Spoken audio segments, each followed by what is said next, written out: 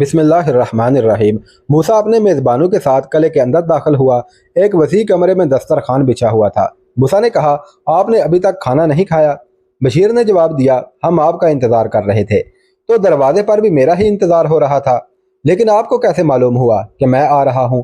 منصور نے جواب دیا، جب آپ ہماری سرحد سے 4 کوس کے فاصلے پر تھے تو ہمیں معلوم ہو چکا تھا کہ ایک مہمان آ رہا ہے، اور مغرب کی نماز سے تھوڑی دیر بعد ہمیں یہ اطلاع مل گئی کہ ہمارا مہمان کون ہے۔ دسترخوان پر بیٹھنے کے بعد موسیٰ کی آنکھوں کے سامنے وہ منظر آ گیا جب وہ عزوگل کے ساتھ پہلی بار عقاب کی وادی میں داخل ہوا تھا۔ وہ جنگل کی اس دعوت کا تصور کر رہا تھا جس میں ان کا میزبان بدر بن مغیرہ تھا۔ آج جب بدر بن مغیرہ کی بجائے منصور بن احمد نے اس کے ہاتھ دھلائے تو اسے اچانک اس محفل میں اجنبیت کا احساس ہوا۔ بشیر کی بے تکلفی اور منصور کے حلوص کے باوجود وہ اس محفل میں ایک تنہائی محسوس کر رہا تھا۔ اس نے بدر بن مغیرہ کا ذکر چھیڑنا چاہا لیکن وہ بول نہ سکا۔ میزبان اس بات کا انتظار کر رہے تھے کہ ان کا مہمان کھانے کی طرف ہاتھ بڑھائے۔ بشیر نے کہا، شروع کیجئے۔ موسیٰ نے غیر ارادی طور پر ایک لقمہ اٹھایا لیکن اس کی بھوک مر چکی تھی۔ اس کا ہاتھ منہ تک پہنچتے پہنچتے رک گیا۔ اس کی آنکھوں کے سامنے آنسوؤں کے پردے حائل ہونے لگے۔ اس کے منہ سے درد میں ڈوبی ہوئی آواز نکلی، بدر، اور اس نے اٹھایا ہوا نوالا پھر دسترخوان پر رکھ دیا۔ میزبان انتہائی پریشانی کی حالت میں اس کی طرف دیکھ رہے تھے۔ موسیٰ نے اپنا چہرہ آستین میں چھپا لیا۔ وہ مجاہد جس کے سامنے شیروں کے دل دہل جاتے تھے، جس نے ساری عمر طوفانوں سے لڑنا اور بجلیوں سے کھیلنا سیکھا تھا، جو موت کے بھیانک چہرے کے سامنے کہکہا لگانے کی جرأت رکھتا تھا، اس بھری محفل میں رو رہا تھا، اس معصوم بچے کی طرح جس کا عزیز ترین کھلونا ٹوٹ چکا ہو۔ معاف کیجئے، مجھے بھوک نہ تھی، موسیٰ بھررائی ہوئی آواز میں یہ کہہ کر اٹھا اور کمرے سے باہر نکل گیا۔ میزبانوں نے ایک دوسرے کی طرف دیکھا۔ منصور نے کہا، تھوڑی دیر انتظار کرو، میں ابھی آتا ہوں۔ بشیر، تم میرے ساتھ آ سکتے ہو۔ موسیٰ صحن میں کھڑا آسمان کے جگمگاتے ہوئے ستاروں کی طرف دیکھ رہا تھا۔ بدر، اس نے ہچکی لیتے ہوئے کہا۔ منصور نے آگے بڑھ کر اس کے کندھے پر ہاتھ رکھتے ہوئے کہا، یہ مایوسی غرناطہ کے مجاہد اعظم کی شان کے شایان نہیں۔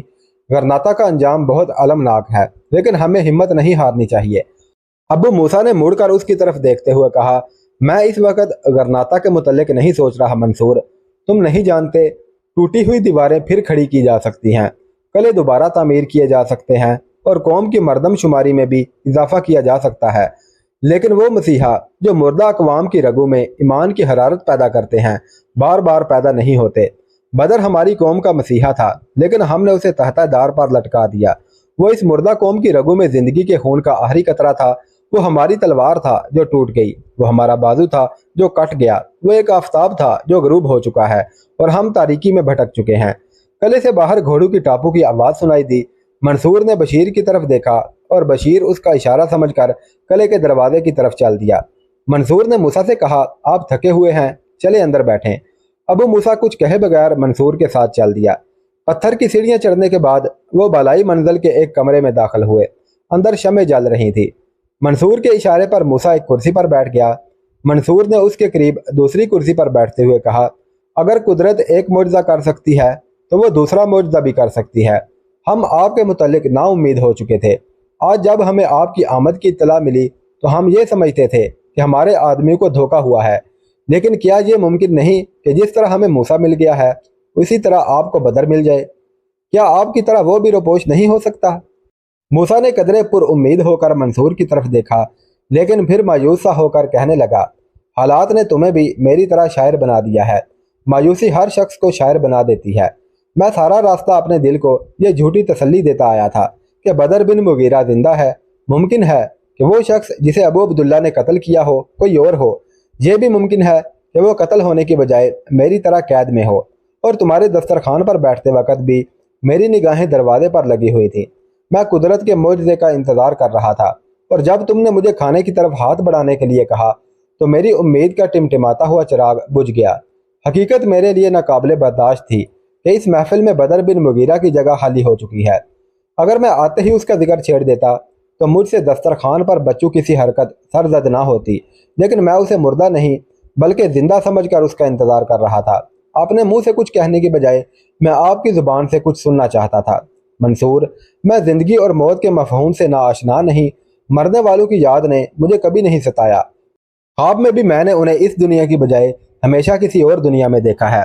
हमारी दोस्ती का ज़माना बहुत मुख्तसर था, लेकिन उसके बावजूद मैं ये महसूस करता हूँ कि इस दुनिया में वो मुझसे बहुत ज़्यादा करीब था, बल्कि वो मेरे वजूद का एक हिस्सा था।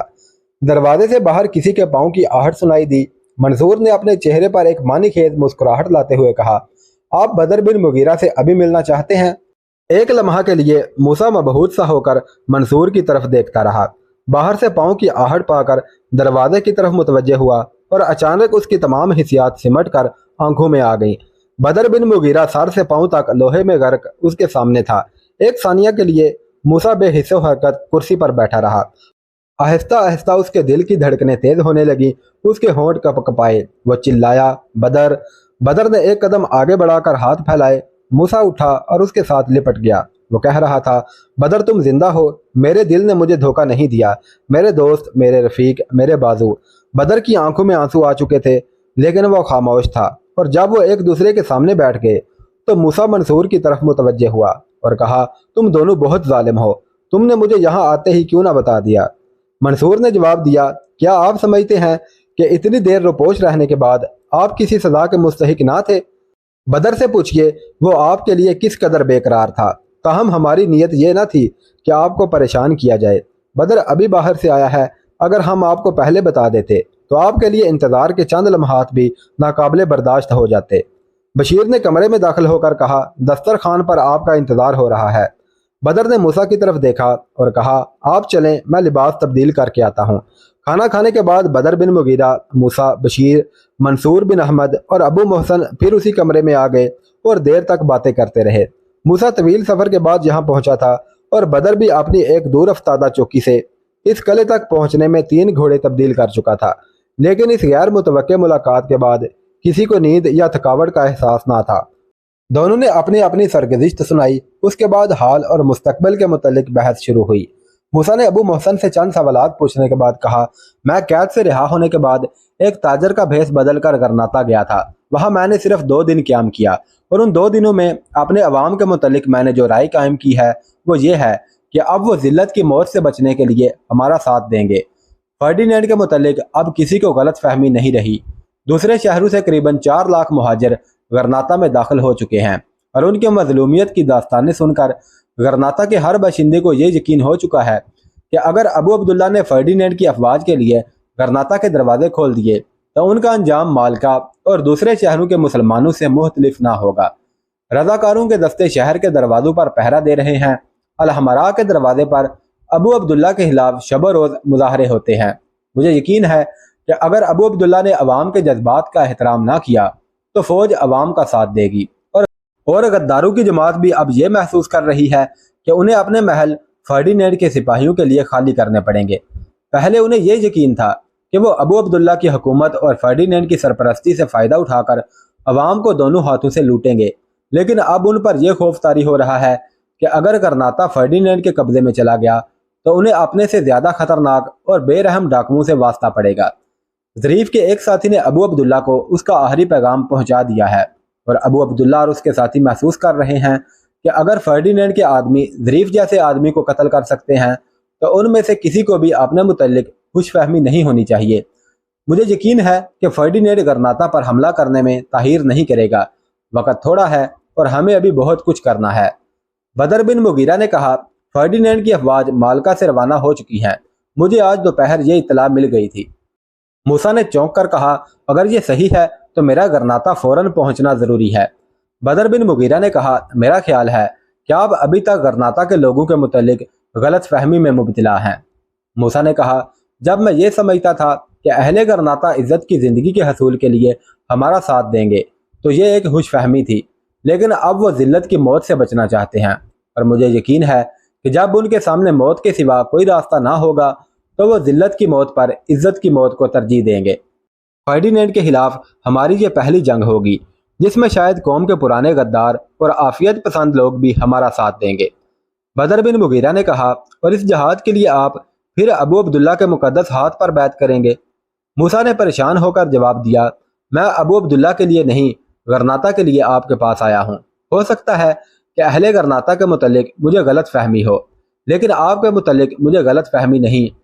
अगर मैं यहाँ ना भी आता तो भी आप अहले गरनाता की मदद के लिए पहुँचते। बदर बिन मुगीरा एक लम्हा के लिए खामोश रहा और फिर उठकर खिड़की के करीब जाकर बाहर झांकने लगा। उसकी पीठ मूसा की तरफ थी। मूसा ने कहा, बदर, अगर मुझे ये यकीन ना होता कि हम इन हालात में भी गरनाता की चार दीवारी की हिफाजत कर सकते हैं, तो मैं एक गुमनाम सिपाही की हैसियत में तुम्हारे मुजाहिदीन की जमात में शामिल हो जाता। लेकिन मुझे ये यकीन है कि हम तुम्हारी मदद के साथ ये जंग जीत सकते हैं। गरनाता में इस वक्त भी 1 लाख से ज्यादा रजाकार भर्ती किए जा सकते हैं। बदर बिन मुगीरा ने अचानक मुड़कर मूसा की तरफ देखा और कहा, मूसा, तुम जानते हो कि मैं गरनाता को बचाने के लिए बड़ी से बड़ी कुर्बानी देने से दरेग नहीं करूंगा, लेकिन गुज़िश्ता वाक़यात ने मुझे सोचने पर मजबूर कर दिया है। क्या हम गरनाता को बचा सकते हैं? क्या गरनाता के लिए हमारी गुज़िश्ता कुर्बानियाँ किसी काम आ सकेंगी? और अब भी अगर हम गरनाता को अपना दिफाई मोर्चा बनाएं, तो क्या हमारी मजीद कुर्बानियाँ रायगान आ जाएंगी? हम कब तक उन गिरती हुई दीवारों को सहारा देंगे जिनकी बुनियादें हिल चुकी हैं? और हमारा खून कब तक उस दरख्त की आबियारी करता रहेगा जिसकी जड़ों को कीड़े लगे हुए हैं? मेरी बातें ज़रा तलख हैं, लेकिन अब हकीकत के भयानक चेहरे को अल्फाज के हसीन पर्दों में छुपाने की कोशिश बेसुध है। मैं ये मानने के लिए तैयार हूँ कि गरनाता के अवाम अपनी गलतियों को महसूस कर रहे हैं। उनके दिल में मुदाफ़त का जज्बा उभर रहा है और शायद वो लड़ेंगे भी। लेकिन बदकिस्मती से आज भी उनका अमीर अबू अब्दुल्ला है, और आज भी वही लोग बरसरे इक़्तिदार हैं जिनकी गद्दारियों के बायस हमारी शानदार फतवाहत शिकस्तों में तब्दील होकर रह गई। अहले गरनाता के कंधों पर लाशों का बोझ है जिन्हें आज से कई बरस पहले दफन कर देना जरूरी था। तुम कहते हो कि लोग अल-हमरा के दरवाजे पर शब रोज मुजाहरे करते हैं, लेकिन क्या उन मुजाहरों से उनका मकसद ये नहीं कि अबू अब्दुल्ला अपने महल से निकलकर उनकी रहनुमाई करे? मैं उन लोगों के मुतल्लिक क्या कहूँ जो मैदान जंग में रहनुमाई के लिए एक बोसीदा लाश उठाकर अपने कंधों पर रख लें? मूसा, अल-हमरा की तामीर में हमारे असलाफ का खून और पसीना सरफ हुआ है, लेकिन अगर आज उसकी दीवारें अबू अब्दुल्ला जैसे गद्दारों को पनाह देती हैं, तो खुदा के लिए अहले गरनाता से कहो कि वो इन दीवारों को गिरा दें। अगर अल-हमरा के दरवाजे उनके हाथों को कौम के गद्दारों की शाहरग तक पहुंचने से रोकते हैं, तो उन दरवाजों को तोड़ डालो। अगर मुर्दों ने इक़्तिदार की कुर्सियां संभाल रखी हैं, तो उन्हें कुर्सियों समेत दफन कर दो। आपको गलत फहमी ना हो, हमारी तलवारें किसी बादशाह के लिए बेनियाम नहीं हुई थी। हमें गरनाता के नाम नहाद शाही खानदान से कोई मोहब्बत ना थी। अबुल हसन की दावत पर हमने इसलिए लब्बैक कहा कि उसने कौम को दुश्मन की गुलामी से नजात दिलाने का अहद किया था। हमने अज़ुगल की क़यादत इसलिए कबूल की कि वो कौम की आज़ादी के लिए मैदान जंग में कूदा था, लेकिन हमारी नाकामियों का बायस सिर्फ ये था कि उन्होंने मैदान में कूदने से पहले गरनाता को मुनाफिकीन के वजूद से पाक करने की ज़रूरत महसूस ना की। अज़ुगल को मौका मिला, लेकिन उसने अपने भतीजे को तख्तादार पर लटकाने की बजाय उसे लोशा का हाकम बना दिया और उसने ये शहर फर्डिनेंड के हवाले कर दिया। अबू मोहसन से पूछिए, उसे अहले गरनाता की रहनुमाई का मौका मिला, लेकिन इसने भी वही गलती की। उसने रज़ाकारों की फौज तैयार की और अबू अब्दुल्ला को अपना रहनुमा बना लिया, लेकिन अबू अब्दुल्ला के साथ गद्दार भी मैदान में पहुंच गए और उनकी फतवाहत शिकस्त में तब्दील हो गई। मूसा, अगर तुम जहाद की दावत लेकर आए हो तो यहाँ से मायूस होकर नहीं जाओगे, लेकिन क्या ये ज़रूरी है कि इन तमाम वाक़यात के बाद भी हम अबू अब्दुल्ला और उसके साथियों का ताबूत उठाते फिरें? आप इत्मीनान रखें, हम सैलाब के सामने आंखें बंद करने वालों में से नहीं, लेकिन तिनकों की कश्ती पर बैठने के बजाय हम अपने बाजुओं पर भरोसा करेंगे। हम रेत की दीवारों की पनाह लेकर अपने आप को धोखा नहीं देंगे। तुम कहते हो कि अब अबू अब्दुल्ला और उसके साथी अपना मफाद खतरे में देकर अवाम का साथ देंगे, लेकिन इस बात का क्या सबूत है कि कल अगर फर्डिनेंड उन्हें यह यकीन दिला दे कि तुम्हारा मफाद खतरे में नहीं, मैं तुम्हें अवाम के कंधों पर सवार रहने और कौम का खून चूसने की इजाज़त देता हूँ, तो वो कौम का साथ नहीं छोड़ेंगे। जब तक ये लोग जिंदा हैं, गरनाता की ज़िंदगी खतरे में है और मैं उनकी गैर तिब्बी ज़िंदगी में इजाफा नहीं करना चाहता। मुझे जो कुछ कहना था कह चुका हूँ। इसके बावजूद अगर तुम हुक्म देते हो तो मैं हाजिर हूँ और मेरे तमाम सिपाही हाजिर हैं। बदर बिन मुगीरा अपनी कुर्सी पर बैठ गया। मूसा कुछ देर सर झुकाकर सोचता रहा। बिल आखिर उसने कहा, आपको यह मालूम हो चुका है कि फर्डिनेंड गरनाता पर हमला करने वाला है, और खुदा शाहिद है कि इस वक्त मेरे सामने सिर्फ ये सवाल है कि उंदलस के मुसलमानों की इस आखिरी हसार को बचाया कैसे जाए। हमारे लिए यह वक्त अबू अब्दुल्ला के मुतल्लिक सोचने का नहीं, वक्त आने पर हम सब गद्दारों से निपट लेंगे। क्या आप ये समझते हैं कि मेरे दिल में उन लोगों के लिए कोई रहम हो सकता है जिनके बायस हमारी कौम की हजारों बेटियों की इस्मत लुट चुकी है? लेकिन अब एक तरफ दुश्मन हमारे सीने पर नेज़ा ताने खड़ा है, اور دوسری طرف یہ مجرم ہے۔ اگر ہم ان کی طرف متوجہ ہو جائیں تو دشمن کا وار خالی نہیں جائے گا۔ اگر خدا نہ خواستہ فرڈینینڈ نے غرناطہ فتح کر لیا تو ہم ہمیشہ کے لیے ختم ہو جائیں گے۔ بدر، میرے سامنے اس وقت کئی لاکھ عورتوں کی عصمت بچانے کا سوال ہے۔ اگر ہم نے نصرانیوں کو پسپا کر دیا تو ان منافقین کے لیے صرف دو ہی راستے ہوں گے، یا تو یہ قوم کے پیچھے لگ جائیں اور یا قوم کے پاؤں تلے کچلے جائیں گے۔ میں صبح ہوتے ہی غرناطہ چلا جاؤں گا۔ اگر فرڈینینڈ کا رخ غرناطہ کی طرف ہے تو چند دن تک آپ کو اہل غرناطہ کی قوت مدافعت کا حال معلوم ہو جائے گا۔ اگر مجھے مایوسی ہوئی تو میں یہ سمجھ لوں گا کہ غرناطہ کے بجائے یہ جنگل اور پہاڑ ہمارا آخری حصار ہے۔ پھر میں آپ کے پاس چلا آؤں گا اور وہ لوگ میرے ساتھ ہوں گے جو دشمن کے ساتھ آخری دم تک لڑنے کا فیصلہ کر چکے ہیں۔ بدر نے کہا، یہ آپ کو معلوم ہے کہ جب آپ دشمن کے خلاف تلوار اٹھائیں گے تو ہماری تلواریں نیام میں نہیں رہیں گی۔ اگر اہل غرناطہ کا کوئی گروہ آخری دم تک لڑنے کا فیصلہ کر چکا ہے تو آپ ان کو یہاں آنے کا مشورہ نہ دیں۔ وہ صرف مایوسی کے وقت یہاں آئیں گے اور یہاں مایوس ہونے والوں کے لیے کوئی جگہ نہیں۔ وہ اگر اپنی جگہ پر ڈٹے رہے تو صرف ہم ہی نہیں بلکہ دنیا کے ہر گوشے سے مسلمان ان کی مدد کے لیے پہنچیں گے۔ ابو عبداللہ اور اس کے ساتھیوں کے متعلق میں پھر یہ کہوں گا کہ اگر حالات آپ کو ان کے خلاف کسی فوری اقدام کی اجازت نہ دیں تو بھی ان کی کڑی نگرانی ضروری ہے۔ موسیٰ نے کہا، اگر آپ کو اعتراض نہ ہو تو میں ابو محسن کو اپنے ساتھ لے جانا چاہتا ہوں۔ بدر نے کہا، ہمیں کیا اعتراض ہو سکتا ہے، آپ ہم میں سے جس کو چاہیں اپنے ساتھ لے جا سکتے ہیں۔ صبح کی نماز کے بعد بدر بن مغیرہ اور اس کے ساتھی موسیٰ اور ابو محسن کو الوداع کہہ رہے تھے۔ فرڈینینڈ نے غرناطہ کا محاصرہ کر رکھا تھا۔ اس کی ٹڈی دل فوج نے بار بار شہر پناہ پر حملے کیے لیکن ہر بار تیروں کی بارش میں انہیں پیچھے ہٹنا پڑا۔ تاہم فرڈینینڈ اور اس کے سپاہی طاقت کے نشے میں چور تھے۔ انہوں نے معمولی نقصانات کی پرواہ نہ کی اور شہر کا محاصرہ جاری رکھا۔ ارد گرد کی بستیوں کے لوگ نصرانیوں کی پیش قدمی کی خبر سنتے ہی شہر میں پناہ لے چکے تھے۔ فرڈینینڈ کے سپاہیوں نے ان کے سرسبز باغات برباد اور فصلیں تباہ کر ڈالی۔ اہل شہر کی قیادت موسیٰ کے ہاتھ میں تھی اور اس کی روح پرور تقریروں سے اہل غرناطہ میں ایک نئی زندگی آ چکی تھی۔ قوم کے افراد کی طرح ابو عبداللہ اور اس کے ساتھی بھی اسے اپنا رہنما تسلیم کر چکے تھے اور قوم ان کے گزشتہ گناہ بھول چکی تھی۔ علماء اپنے شاگردوں اور عقیدت مندوں اور سردار اپنے اپنے قبائل کی طرف فرڈینینڈ کے خلاف اعلان جہاد کر چکے تھے۔ نوجوانوں کے جوش و خروش کا یہ عالم تھا کہ دو بااثر سرداروں کو فرڈینینڈ کے جاسوس ہونے کے جرم میں پھانسی کی سزا دے چکے تھے۔ فرڈینینڈ کو یقین تھا کہ سامان رسد ختم ہو جانے پر اہل شہر خود بخود ہتھیار ڈال دیں گے، لیکن ایک دن طلوع آفتاب سے تھوڑی دیر قبل فرڈینینڈ کی فوج نیند سے بیدار ہو رہی تھی۔ شہر کے تمام دروازے کھل گئے اور مسلمانوں نے باہر نکل کر حملہ کر دیا۔ یہ حملہ فرڈینینڈ کی توقع کے خلاف تھا۔ آن کی آن میں مسلمان تقریباً 4000 نصرانیوں کو موت کے گھاٹ اتار چکے تھے۔